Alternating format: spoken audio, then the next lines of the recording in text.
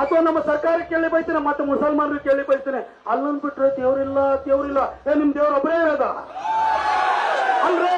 ದೇವ್ರಿಲ್ಲ ಅಂತಿರಲ್ಲ, ಅರಬ್ಬಿಂದ ಇಲ್ಲಿಗೆ ಯಾಕ್ರಿ ಬಂದಿದ್ರಿ ನೀವು? ನಿಮ್ಮದು ಮರುಭೂಮಿನಲ್ಲಿ ಹುಟ್ಟಿದಂತ ಬರಡು ನಿಮ್ದು. ಅಲ್ಲಿ ನಮ್ದು ಸಮೃದ್ಧವಾದ ಧರ್ಮ ಇದು. ನೆಲ ಜಲನ ಪ್ರೀತಿಸ್ತೀವಿ. ನಾವಿಲ್ಲಿ ಇವ್ರ ಮಸೀದಿ ಎದುರುಗಡೆ ಒತ್ಕೊಳ್ಳೆ ಕೂಗ್ಬಾರ್ದಂತ ನೀವು ಮಾತ್ರ ಅಲ್ಲನ್ ಬಿಟ್ರೆ ದೇವ್ರಿಲ್ಲ ಅಂತ 3 ವರ್ಷ 3 ಹೊತ್ತು ಬಮ್ಮಡಿ ಬಜಾಯಿಸ್ತೀರಿ.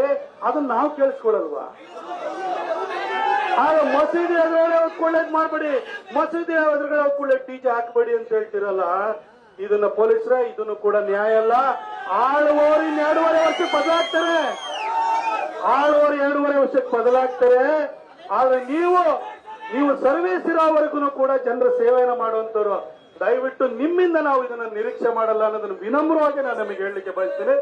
ಈಗ ನಮ್ಮ ಹುಡುಗರದ್ದು ಏನ್ ಡಿಮಾಂಡ್ ಇದೆ, ಪ್ರೊಸೆಷನ್ ತಗೊಂಡು ಹೋಗ್ತಾರೆ, ಅವಕಾಶವನ್ನು ಮಾಡಿಕೊಡಿ. ಜೊತೆಗೆ ಮಸೀದಿ ಏನಿದೆ, ಮಸೀದಿನ ಕಲ್ಲಾಗಿ ಬಂತು, ಆ ಮುಲ್ಲಾ ಯಾರು ಅವರು ಅರೆಸ್ಟ್ ಆಗ್ತಾರೆ, ಅರೆಸ್ಟ್ ಮಾಡ್ತೀವಿ, ಇಂಥ ಸ್ಪೆಸಿಫಿಕ್ ಟೈಮ್ ಒಳಗಡೆ ಮಾಡ್ತೀವಿ ಅಂತ ಹೇಳ್ಬಿಟ್ಟು ನೀವು ಭರವಸೆನ ಕೊಟ್ಟರೆ ನಾವು ಇಲ್ಲಿಂದ ತೆರಳ್ತೀವಿ.